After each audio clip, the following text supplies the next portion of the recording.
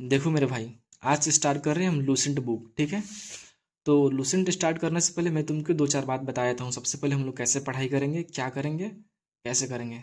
देखो, मैं जितना कराऊंगा तुम उतना करते जाना, अपना दिमाग मत लगाना। सबसे पहले क्या है कि तुम बुक जाते हो, मार्केट खरीद लेते हो, तुमको कैसे पढ़ना है, क्या पढ़ना है, तुमको कुछ समझ में नहीं आता है। देखो, ये रहा लूसेंट का फर्स्ट बुक, फर्स्ट पेज। और ये जो तुम किताब खरीद लोगे, तुम एक बार पढ़ोगे तुमको याद नहीं आएगा, दो बार पढ़ोगे याद नहीं आएगा, तुमको इसमें समझ में भी नहीं आएगा क्या पढ़े क्या नहीं पढ़े। तो मैं क्या कर रहा हूँ, इसको मैं खुद पढ़ रहा हूँ इसको, और अच्छे से इसको अरेंज फॉर्म में मैं यहाँ पे तुमको मैं बता दूंगा। ऐसा कुछ नहीं है कि इसमें कुछ पॉइंट छोड़ दिए हैं, इसमें कुछ छोड़ दिए हैं, भाई नहीं। इसमें जो है, ठीक है, उतना ही पॉइंट इसमें भी है, ठीक है। लेकिन बात यह है कि इसमें एवरा गेवरा चीज़ बहुत ज़्यादा दे दिया है, जो कि तुम्हारे दिमाग में रहेगा भी नहीं और रखना भी नहीं है। इससे क्वेश्चन भी नहीं बनते। हमने प्रीवियस ईयर बहुत एनालाइज किया है भाई। तो जो जो इंपॉर्टेंट इंपॉर्टेंट पॉइंट है, जहाँ से क्वेश्चन बनते हैं भाई, एकदम अच्छे से अरेंज फॉर्म में सेल्फ नोट्स बना देते हैं तुमको। तुम नोट्स अपने कॉपी में बना लेना, एक कॉपी तुम खरीद लेना, तुम नोट्स बना लेना। और घर पे क्या करना भाई, तुम बुक को केवल सिंपल सिंपल पढ़ लेना है, बस ज़्यादा दिमाग मत लगाना। पॉइंट ऑफ व्यू सिंपल से पढ़ लेना। मैं इसका भी पीडीएफ टेलीग्राम में डाल दूंगा जितना मैं कराऊंगा, और इस पेज का भी पीडीएफ डाल दूंगा, ठीक है। तो यहाँ पे तुम अंडरलाइन भी कर लेना अपने बुक में, या फिर तुम नोट्स बना लेना। लेकिन इंपॉर्टेंट सबसे जरूरी है कि तुम आज से ही अपना सेल्फ नोट्स बनाना स्टार्ट कर दो भाई। क्योंकि डे बाय डे लेक्चर देते जाएंगे, तुम आज नहीं देखोगे आज का लेक्चर तो तुम्हारा सिलेबस पीछे पीछे छूटता चला जाएगा भाई। और बाद में तुम रोओगे कि भाई मैं क्या करूं क्या नहीं करूं। तो मैं आज ही बता देता हूँ, तुम नोट्स जरूर बनाना मेरे भाई। स्टार्ट करने से पहले मैं बता देता हूँ, तुमको समझ में नहीं आएगा भाई ये किताब पढ़ोगे तो, लेकिन तुम नोट्स से ऐसे हम तुमको बना बना दे देंगे। और मैं तो तुमको दिमाग में पहुंच जाएगा, और तुम्हारे पास एक मटेरियल हो जाएगा पढ़ने के लिए, रिवीजन करने के लिए। इसमें क्या तुमको समझ में आएगा भाई, कुछ समझ में नहीं आएगा, ठीक है। तो आज से स्टार्ट करते हैं हिस्ट्री का, ठीक है। और हिस्ट्री स्टार्ट करने से पहले एक और तुमको बात हम बता देते हैं, बिना किसी सोचे समझे। देखो क्या बता देते हैं, सुनो सुनो मेरे भाई, क्या बता रहे हैं तुमको। मैं तुमको ये बता रहा हूँ मेरे भाई कि देखो यहाँ पे जो लिखा हुआ है, देखो यहाँ पे क्या लिखा गया है। एक मिनट भाई, कहाँ गया वो पॉइंट, कहाँ गया। मतलब ये बता रहे हैं बेसिकली हम लोग कैसे पढ़ाई करेंगे। देखो जैसे यहाँ पे लिखा गया है अष्टाध्यायी। अष्टाध्यायी का लेखक कौन है भाई, पाणिनि। संस्कृत भाषा में लिखा हुआ है, ठीक है। तो तुम ये पढ़ लोगे, लेकिन तुमको देखो वही चीज़ मैं यहाँ पे एक सिंपल भाषा में लिख देता हूँ, तुमको कॉन्फिडेंस फील होगा कि हमने नोट्स बनाया है, हमने बुक नहीं पढ़ा है, हमने बुक के साथ साथ नोट्स बनाए हैं। तुमको ये पॉइंट भी हम तुमको बता देते हैं। जैसे कि अष्टाध्यायी के यहाँ पे लिखा कौन है, पाणिनि, ठीक है।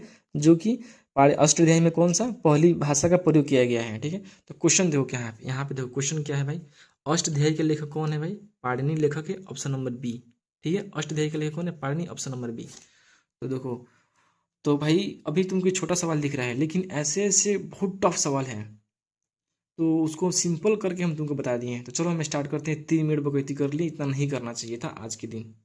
तो हम लोग पढ़ाई करेंगे अपने नोट्स से, मेरे भाई नोट्स से पढ़ाई करेंगे। तो नोट्स हम तुमको रिवीजन करा देते हैं, कराते चलेंगे और पढ़ाते चलेंगे। देखो देखो मेरे भाई, स्टार्ट करते हैं। ज़्यादा टाइम वेस्ट नहीं करेंगे मेरे भाई। तुम दिमाग मत लगाना, जो इधर बुक में दिया गया वही पॉइंट इधर भी लिखे हैं, लेकिन इधर सिंपल फॉर्म में तुमको हम लिख के दे रहे हैं, और इसके साथ साथ ऑब्जेक्टिव भी हम तुमको करा देंगे, टेंशन मत लेना मेरे भाई, ठीक है। सो स्टार्ट करते हैं भारत का इतिहास, ठीक है। भारत का इतिहास, ये जो पॉइंट है हमारा भारत का इतिहास, यहाँ पर भी लिखा गया है भारत का इतिहास, ठीक है। ये जो दिया है बहुत सारा इसमें फालतू का चीज़ दे दिया है मेरे भाई। तो इसको सिंपल भाषा में हम तुमको बताते हैं ये कह क्या रहा है। हमारा भारत का नाम, हमारा भारत का नाम और भी नाम है, जैसे कि भारतवर्ष कहते हैं हम, हिंदुस्तान कहते हैं, इंडिया कहते हैं, जम्बूद्वीप कहते हैं, आर्यभट्ट कहते हैं। तो महाकाव्य और पुराणों में हमारा भारत को कहा गया है भारतवर्ष, भारतवर्ष कहा गया है, ठीक है। और मध्यकाल में हमारा भारत को हिंदुस्तान कहा गया है, और अंग्रेजों ने इंडिया कहा यूनानी भाषा के आधार पर। और दो नाम क्या गए थे, जम्बूद्वीप और आर्यवर्त, ठीक है। अब स्टार्ट करते हैं ये वाला चीज़, ठीक है। ये वाला चीज़ स्टार्ट करते हैं, प्राचीन भारत, ठीक है। तो देखो प्राचीन भारत यहाँ पे लिखा हुआ है। तो एक और पॉइंट ऊपर देख लो, हमारा भारत का इतिहास। ये जो हमारा भारत का इतिहास है मेरे भाई, भारत का इतिहास, इसको 3 भागों में बांटा है किसने, क्रिस्टोफ सेलारिस ने 3 भागों में बांटा हमारा भारत के इतिहास को। कौन कौन से, तो प्राचीन भारत, मध्यकालीन और आधुनिक भारत, ठीक। अब प्राचीन भारत को भाई देखते हैं हम कैसे देखेंगे प्राचीन भारत को। प्राचीन भारत को जानने के लिए हमारे पास बहुत सारे सोर्स होना चाहिए भाई। हम सबसे पहले जानते हैं कि हमारा भारत, प्राचीन भारत हिस्ट्री कहाँ से आया भाई। हमने कैसे जाना कौन कौन से धर्म ग्रंथ, ऐतिहासिक ग्रंथ, विदेशियों का विवरण। कुछ ऐसे विदेशी थे जिन्होंने घूमा था, किसी दूसरे देश से आए थे हमारे भारत, और अब पत्थरों पर लिख के, रास्ते पर लिख कर, पत्ते पर लिख कर चले गए, ठीक है। और कुछ पुरातत्व संबंधित साक्ष्य हैं, जैसे कि हमारे पुराने समय का स्टोन, औजार, कुछ मेटल्स भी हमारे उस समय का था, वो चीज़ देख के हम अपनी हिस्ट्री के बारे में जाने। अब देखो थोड़ा सा डिटेल में यहाँ पढ़ते हैं। धर्म ग्रंथ एवं ऐतिहासिक ग्रंथ से मिलने वाले महत्वपूर्ण जानकारी, ठीक है। धर्म ग्रंथ और ऐतिहासिक ग्रंथ से मिलने वाले महत्वपूर्ण जानकारी, और यही टॉपिक यहाँ भी दिया है, देखो मेरे भाई, ये भी यही टॉपिक यहाँ भी है, धर्म ग्रंथ और ऐतिहासिक ग्रंथ से मिलने वाली जानकारी। तो हम इसको सिंपल फॉर्म में तुमको हम सब बता दिए हैं, ठीक है। तो सबसे पुराना हमारा धर्म ग्रंथ कौन सा होता है? वेद होता है, ठीक है, वेद। और वेद का लेखक कौन है? तो वेद व्यास है। ये सब ज़्यादा याद मत रखना, बहुत सिंपल तरीका से बस पढ़ना, सुनते जाना और रिवीजन करते जाना, बस हो गया, यही काम है तुमको। तो धर्म ग्रंथ सबसे पुराना हमारा वेद होता है, वेद का लेखक कौन है? वेद व्यास। और वेद हमारा उपदेश किस चीज़ का देता है भाई? वसुधैव कुटुंब का उपदेश देता है। वेद के कई सारे प्रकार होते हैं भाई, कौन कौन से? तो ऋग्वेद, यजुर्वेद, सामवेद, अथर्ववेद। हमारा वेद 4 प्रकार का होता है, ऋग्वेद, सामवेद, यजुर्वेद, अथर्ववेद। और इन चारों में सबसे पुराना हमारा है ऋग्वेद, और नया कौन सा है? तो अथर्ववेद। और इन चारों वेदों का मिलकर बनता है संहिता। इन चारों वेदों का मिश्रण क्या कहलाता है? संहिता कहते हैं, ठीक है। चलो भाई मेरे, अब स्टार्ट करते हैं ऋग्वेद। भाई टाइम कम लेंगे, तुम अभी आज का पहला लेक्चर है मेरे भाई, तो थोड़ा तुम भी मेरे से फ्रेंडली हो जाओ, हम भी तुमसे फ्रेंडली हो जाएंगे। हम लोग एक दूसरे को लैंग्वेज जब समझ लगेंगे तो बहुत फास्ट सिलेबस खींच देंगे भाई, मेरे पास कोई काम नहीं है, ठीक है। मैं बहुत मेहनत करूंगा भाई, तुमको भी बहुत मेहनत करना पड़ेगा, जुड़े रहना बस, तुम सिलेबस से बस जुड़े रहना। तो सबसे प्राचीनतम वेद है हमारा कौन सा? तो ऋग्वेद है। ऋग्वेद में 10 मंडल, 28 सूक्त हैं, और 10,462 ऋचाएँ हैं। और इन ऋचाओं को पढ़ने वालों को हमने होत्र कहते हैं। जो भी व्यक्ति इस ऋचाओं को पढ़ेगा उसे हम लोग होत्र कहेंगे। जैसे कि मान लो तुमको वेद दे दिए और उनकी ऋचाओं को पढ़ना स्टार्ट कर दिए तो तुम होत्र कहलाओगे। और देखो ऋग्वेद का रचयिता कहा गया है विश्वामित्र जी को, विश्वामित्र जी ऋग्वेद के रचयिता है, ठीक है। और ऋग्वेद में जो 10 मंडल है, उसमें जो तीसरा मंडल है ना, गायत्री मंत्र से प्रसिद्ध है, जो कि सूर्य देवता सावित्री को समर्पित है, सूर्य देवता सावित्री को समर्पित है। और जो 8वां मंडल है भाई, 8वां मंडल है, इसमें हस्तलिखित ऋचाओं का वर्णन है, हम जिन्हें खील कहते हैं। और जो 9वां मंडल है, सोम देवता का उल्लेख है 9वां मंडल में। और 1 2 3 4 5 6 7 8 9 10, जो सबसे लास्ट वाला है 10वां मंडल, सबसे बड़ा है, जिसमें पुरुष सूक्त का वर्णन है। अब तुम कहोगे कि पुरुष सूक्त क्या है भाई? तो ये है, नहीं समझते हो, ब्राह्मण, क्षत्रिय, वैश्य, शूद्र जाति का जो विभाजन किया गया है, यही मंडल से जानकारी मिलता है, 10वां मंडल से, इसी को कहते हैं पुरुष सूक्त। अब कौन क्या करता है इसकी तुमको जानकारी लेने की कोई ज़रूरत नहीं है भाई, हम लोग टू दी पॉइंट ऑफ पढ़ेंगे, टू दी एग्जाम पॉइंट पढ़ेंगे भाई। इधर उधर टाइम वेस्ट हमको नहीं करना है, बहुत फास्ट सिलेबस कर लेना है, फिर रिवीजन भी करते रहेंगे हम लोग बीच बीच में, फिर लास्ट में तुमको हम रिवीजन करा देंगे, क्वेश्चन भी करा देंगे, टेंशन मत लेना तुम। अब कुछ इंपॉर्टेंट नोट्स देखो भाई। ऋग्वेद में ब्रह्मा का उल्लेख है, आत्मा का नहीं है, ठीक है मेरे भाई। अब देखो जो शाक्ल शाखा है ना, शाकल शाखा ऋग्वेद में जीवित शाखा है। ऋग्वेद में जीवित शाखा किसको कहा जाता है? तो शाकल शाखा को कहा जाता है। देखो मेरे भाई, यहाँ से लेकर हम एकदम सिंपल तरीका से यहाँ तक पढ़ लिए। अब ये वाला पॉइंट हम देखते हैं भाई, ये वाला चीज़ क्या है भाई। मान को चलो कि ईसा मसीह जो थे उनका जन्म 0 ईस्वी में हुआ है, ठीक है। अब इनका जन्म से पहले का जो समय है उसको कहते हैं ईसा पूर्व, और इनके बाद का समय क्या कहलाता है? ईस्वी, ठीक है। अब ये चलता है उल्टा, निगेटिव चलता है। ऐसे क्या होता है, 1 2 3 4 5 6 ऐसे जाता है। मान लो किसी व्यक्ति का जन्म, जैसे मान लो महात्मा बुद्ध का जन्म कब हुआ है, ऐसे ऐसे देखो 1 2 3 4 5 ऐसे करते करते इनका जन्म सबसे पीछे 563 ईस्वी में हुआ, ठीक है, यहाँ पर हुआ। अब इनका जन्म 1 साल बीता, 562 हुआ, दूसरे साल बीता, जब ये 2 साल का हुए तो 561 हुआ, ठीक है। जब ये 3 साल का हुए तो 560 हुआ, ठीक है। तो इनका जन्म ऐसे उल्टा चलता है इसमें, तो 563 में जन्म हुआ तो 561 होता है, 560 होता है, ऐसे ऐसे करते करते इनका मृत्यु हो गया 483 ईस्वी में, ठीक है। 483 ईस्वी में इनका मृत्यु हो गया, ठीक है। और आगे जाएंगे तो फिर आएगा 0, तो हम माने हैं ईसा मसीह का जन्म क्या हुआ? 0। तो इनके जन्म से पीछे क्या कहते हैं, ईसा पूर्व कहते हैं, और इनके बाद वाला समय कहलाता है ईसवी। ठीक है, बस इसमें इतना ही दिया है, इतने सारे पॉइंट में, बाकी चीज़ फालतू का है, तुम छोड़ दो। अब स्टार्ट करते हैं ये वाला चीज़। ठीक है, ऋग्वेद में एक दो पॉइंट और था, हम लोग सब देख ही लिए हैं, ऋग्वेद खत्म कर लिए हम। अब स्टार्ट करते हैं यहाँ पे मेरे भाई सामवेद। ठीक है, ये पहला लेक्चर है भाई, थोड़ा सा टाइम लगता है इसमें। ठीक है, तुम फ्रेंडली हो जाओगे, बहुत फास्ट हम खींच देंगे। सामवेद देखो, तो सामवेद को पठकर्ता क्या कहते हैं, पठकर्ता को कहते हैं उद्गात्र। उद्गात्र जो सामवेद पढ़ते हैं उनको उद्गात्र कहते हैं। और भारतीय संगीत का जनक कहा जाता है सामवेद को। और यज्ञ में गाया जाने वाला ऋचाएँ इसी में है। जो भी यज्ञ में जो गाना गाया जाता है, जो ऋचाएँ गाई जाती है, सामवेद से मिला जाता है, सामवेद से ही मिलता है। और भारतीय संस्कृत का जनक कौन है, सामवेद है भाई। अब तीसरा वेद हमारा आ गया यजुर्वेद। यजुर्वेद क्या है भाई, यजुर्वेद को जो लोग पढ़ते हैं ना उनको अधर्वी कहते हैं। और इसमें क्या होता है भाई, याद करो, यजुर्वेद को जो लोग पढ़ते हैं अधर्वी कहते हैं, सामवेद को जो पढ़ते हैं उद्गाता कहते हैं। और यजुर्वेद में मंत्र तथा बलि और यज्ञों का नियम के बारे में वर्णन किया गया यजुर्वेद में। और यजुर्वेद एकमात्र ऐसा वेद है जिसमें गद और पद दोनों में है, दोनों में लिखा गया है। अब चौथा नंबर हमारा वेद है अथर्ववेद। अथर्ववेद के रचयिता किसे कहते हैं, अथर्व ऋषि। अथर्ववेद का रचयिता कौन है, अथर्व ऋषि। ठीक है, और इससे क्या मिलता है भाई, मानव जीवन के सभी पक्ष जैसे गृह निर्माण, कृषि, विवाह इत्यादि, इन चीज़ों को वर्णन किया गया है अथर्ववेद में। और एक ऐसा वेद है अथर्ववेद जिसमें जादू टोना का वर्णन किया गया है, जादू टोना और वशीकरण का वर्णन किया गया है। और अथर्ववेद के अनुसार उस समय के सबसे सर्वोच्च शासक कौन थे, एकराट थे। ठीक है, एकराट थे। और इसी वेद में, अथर्ववेद में, प्रजापति की दो पुत्री का वर्णन किया गया है, एक का नाम था सभा और दूसरे का नाम था समिति। ये इंपॉर्टेंट है मेरे भाई। और अथर्ववेद को सबसे नवीनतम वेद कहते हैं, ये पहले भी हम लोग देख चुके हैं। अब देखो ये वाला टॉपिक पढ़ते हैं, कौन कौन सा, ब्राह्मण, अड़ेक और उपनिषद। ठीक है, ब्राह्मण, अड़ेक और उपनिषद, ऐसे ही टॉपिक करके हम लोग पढ़ेंगे भाई। ठीक है, वैदिक संहिताओं की व्यवस्था। ठीक है, क्या है भाई, तो ब्राह्मण की क्या मतलब होता है, वैदिक संहिताओं की व्यवस्था।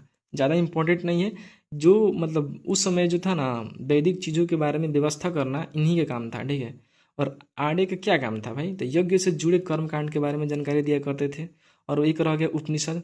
तो उपनिषद क्या है भाई, इनकी संख्या 108 है। यज्ञ से जुड़े दार्शनिक विचार के बारे में उपनिषद से हमें प्राप्त होता है। कुछ इंपॉर्टेंट पॉइंट यहाँ पे देख लो। स्त्रियों को ठीक है, देखो मेरे भाई, स्त्रियों को, ठीक है, स्त्रियों को पुरुष की अर्धांगिनी किस ब्राह्मण ग्रंथ से मिलता है, तो शतपथ ब्राह्मण ग्रंथ से मिलता है। ठीक है, स्त्री की सबसे गिरी हुई स्थिति मैत्री संहिता में कहा गया है। देखो, तो किस संहिता में स्त्री की सबसे गिरी हुई स्थिति कहा गया है, तो मैत्री संहिता में कहा गया है। अब वेदांग और सूत्र पढ़ते हैं, वेदांग और सूत्र।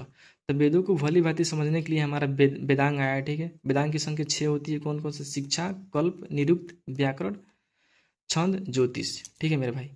और सूत्र का उद्देश्य क्या है, तो ज्ञान को संक्षिप्त रूप से संरक्षित करना। जैसे बहुत बड़ा चीज़ है, हम उसको अपने दिमाग में शॉर्ट तरीके से रख लिए, उसी को कहते हैं सूत्र। सूत्र के बाद से आगे पुराण। ठीक है, यहाँ पर भी देखो मेरे भाई, इधर कहाँ पे पुराण है, पुराण। ठीक है, तो पुराण के बारे में स्टार्ट करते हैं। तो पुराण के रचयिता लोमहर्ष को कहा गया है, या फिर इनके पुत्र उग्र सारवा को कहा जाता है। ऑप्शन में दोनों रहेगा, या फिर इसमें से दोनों रहेगा तो एक ही में रहेगा। ठीक है, अलग अलग नहीं रहेगा। या फिर ज़्यादा इंपॉर्टेंस दिया जाता है लोमहर्ष को। इनकी संख्या 18 है। प्राचीनतम पुराण मत्स्य पुराण है। ठीक है, सबसे प्राचीन पुराण कौन कौन से है, तो मत्स्य पुराण है। अब देखो थोड़ा सा कुछ इंपॉर्टेंट पॉइंट देख लो। तो स्त्रियां तथा शूद्र को वेद पढ़ने की अनुमति नहीं थी, वे पुराण सुन सकते थे। ठीक है, और देखो कुछ पुराण किस वंश से संबंधित है, ये इंपॉर्टेंट है भाई। बॉक्स में दिया है, लूसेंट में बॉक्स वाला भी चीज़ हम लिखेंगे अपने कॉपी में, तुम भी लिखना मेरे भाई ताकि याद हो जाए। अब देखो विष्णु पुराण, विष्णु जी मुकुट पहनते हैं भाई, विष्णु जी मुकुट पहनते हैं, तो उनके मुकुट में मोर जैसा पंख लगा रहता है, तो मौर्य वंश से संबंधित हो गया। ठीक है, अब देखो वायु पुराण, वायु गुप्त वंश से संबंधित है। वायु जब चलता है तो नहीं दिखता है भाई, गुप्त हो जाता है, तो गुप्त वंश। और एक जो बच गया मत्स्य पुराण, तो आर्द्र सातवाहन वंश। ठीक है, आर्द्र सातवाहन वंश। और बौद्ध साहित्य जातक। ठीक है, एक होता है बौद्ध साहित्य जातक। ठीक है, महात्मा बुद्ध की पूर्व जन्म की कहानी की जानकारी देता है बौद्ध साहित्य। बौद्ध धर्म की दो शाखाएं होती है, हीनयान और महायान। कौन कौन से, हीनयान और महायान। अब देखो हीनयान के प्रमुख ग्रंथ कौन कौन है भाई? कथा वस्तु है, कथा वस्तु याद कर लो, कथा वस्तु जो कि पाली भाषा में है। और एक दूसरा है ग्रंथ जिसका नाम है कथा वस्तु, थ और त का अंतर है भाई, जो कि एक संस्कृत भाषा में है। कथा वस्तु संस्कृत भाषा में है और कथा वस्तु पाली भाषा में है। याद करना मेरे भाई, यहाँ से सवाल बनते हैं, ये वाला सवाल आ सकता है एग्जाम में। और महात्मा बुद्ध की जीवन चरित्र के बारे में जानकारी देता है। जो कथा वस्तु है महात्मा बुद्ध की जीवन चरित्र की जानकारी देता है। कथा वस्तु की रचयिता किसको कहा गया है? स्वबीर मोगलीपुत्र कहा गया है, स्वबीर मोगलीपुत्र कहा गया है। अब देखो जैन साहित्य, जैन साहित्य, जैन साहित्य को कहा गया है आगम, ठीक है। जैन धर्म का साहित्य कौन कौन कौन है भाई? कल्पसूत्र है, जिसके रचयिता भद्रबाहु है, ठीक है। अब जो कल्पसूत्र है भाई, कल्पसूत्र में क्या जानकारी दिया गया है भाई? तो कल्पसूत्र में जानकारी दिया गया तीर्थकारों का जीवन चरित्र। 23 गो तीर्थकार थे ना, 24 गो कितने थे? उनके जीवन का, जो भी तीर्थकार थे जैन धर्म के, उनके जीवन चरित्र के बारे में वर्णन किया गया है। जिसमें मोस्ट इंपॉर्टेंट है महावीर स्वामी और पार्श्वनाथ, सबसे ज़्यादा इन्हीं का वर्णन है इस बुक में। कुछ अन्य साहित्य यहाँ भाई बहुत इंपॉर्टेंट है, ये सवाल बनता है एग्जाम में भाई, ये बनता है, ठीक है। तो कुछ अन्य साहित्य जैसे कि अर्थशास्त्र, अर्थशास्त्र किस पे आधारित है भाई? राजनीति पर आधारित है। लेखक कौन से हैं? चाणक्य लेखक है इनका, ठीक है। मौर्यकालीन इतिहास की जानकारी मिलती है अर्थशास्त्र से। इसकी खोज करता है भाई रुद्रपट्टनम शाम शास्त्री थे। अर्थशास्त्र के लेखक कौन थे? रुद्रपट्टनम शाम शास्त्री। तुम 2 बार 4 बार पढ़ते जाना भाई, याद करते जाना, नाम याद हो जाएंगे। एक और है अन्य साहित्य में राजतरंगिणी, राजतरंगिणी के लेखक कल्हड़ है। कश्मीर के शासकों के बारे में वर्णन किया गया है, ठीक है। चचनामा एक बुक है, अरबी भाषा में है। इस बुक से दरोगा में भी सवाल आया था भाई, ठीक है। तो चचनामा एक बुक है, अरबी भाषा में है। फारसी भाषा में इसको कन्वर्ट किसने किया था? चचनामा को फारसी में कन्वर्ट किया था अली बिन वकर कूफी, अली बिन वकर कूफी। और इसी बुक को, चचनामा को सिंध तथा अंग्रेजी में किसने कन्वर्ट किया था? कालिस बेंग ने, कालिस बेंग ने। एक दूसरा पुस्तक है अष्टाध्यायी, अष्टाध्यायी के लेखक कौन है? पाणिनि, ठीक है। संस्कृत व्याकरण की प्रथम पुस्तक अष्टाध्यायी है मेरे भाई, ठीक है। और लिपि शब्द का पहली बार प्रयोग किस में किया गया था? तो अष्टाध्यायी में किया गया था। देखो मेरे भाई, आओ क्वेश्चन करते हैं। जैसे यहाँ पे लिखा गया क्या थे? कौटिल्य के अर्थशास्त्र किस पहलू पर प्रकाश डालता है? तो ऑप्शन नंबर ये आर्थिक जीवन, धार्मिक जीवन, राजनीतिक जीवन, राजनीतिक नीतियाँ और सामाजिक जीवन। तो यहाँ पे देखो भाई, अर्थशास्त्र का कौन सा बुक? कौटिल्य यहाँ पे उनका पुस्तक हो गया अर्थशास्त्र। अर्थशास्त्र का किस पे? राजनीति पर आधारित। तो ऑप्शन नंबर क्या है भाई? ऑप्शन नंबर बी हो गया, ठीक है। आंसर ऑप्शन नंबर बी हो गया। यहाँ पे देखो अष्टदवाई किसके द्वारा लिखा गया है? अष्टदवाई किसके द्वारा लिखा गया है? तो पाणिनि के द्वारा, ऑप्शन नंबर बी होगा। यहाँ पे देखो फिर अष्टाध्यायी के लेखक पाणिनि, ठीक है भाई। तो ऐसे सारा सिलेबस हम करा देंगे, तुम टेंशन मत लेना मेरे भाई। जैसे कि यहाँ पे लिखा गया है महाभाष्य के रचयिता पतंजलि। तो देखो यहाँ पे ऑप्शन नंबर क्या है? यहाँ पे क्वेश्चन देखो, महाभाष्य के रचयिता का नाम क्या है? कौटिल्य, पतंजलि, कालिदास, वारी। तो ऑप्शन नंबर बी पतंजलि हो गया आंसर। तो ऐसे सिलेबस पढ़ेंगे भाई, ऐसे सिलेबस पढ़ा जाता है। अष्टाध्यायी के लेकर पाणिनि यहाँ पे देखे ना भाई, तो ठीक है, यहाँ पे भी लिखा हुआ अष्टाध्यायी के पाणिनि। भाई मेरे भाई हम लोग कंप्लीट कहाँ तक कर लिए? यहाँ तक कंप्लीट कर लिए, ठीक है। यहाँ तक कंप्लीट कर लिए हैं, ये वाला चीज़ कंप्लीट कर लिए। अब कल स्टार्ट करेंगे यहाँ से विदेशी यात्रियों की मिलने वाली जानकारी। भाई तुम अपने पास ये नोट्स बनाना, और किसी को तुम ऐसे पढ़ते हैं भाई वो चौक हो जाएगा भाई, ठीक है। तुम केवल पढ़ना है, ठीक है, मन लगा के तुम पढ़ना, हम ऐसे ही नोट्स बना के तुमको दे देंगे। तो कल हम ये चीज़ पढ़ लेंगे, यहाँ तक ख़त्म कर लेंगे, ठीक है। अभी हम लोग धीरे धीरे पढ़ेंगे, ठीक है, 2-3 एक सप्ताह तक। बाकी हम इतना फास्ट सिलेबस खींच देंगे ना, तुम खुद विश्वास नहीं करोगे मेरे भाई। तो कल हम यहाँ तक ख़त्म कर देंगे, ठीक है। अब परसों से ये वाला यूनिट 2 स्टार्ट कर देंगे मेरे भाई। तो आज का लेक्चर यहीं पर ख़त्म हो गया, मिलते हैं अगले एपिसोड में। तब तक के लिए जय हिंद, जय भारत भाई। एक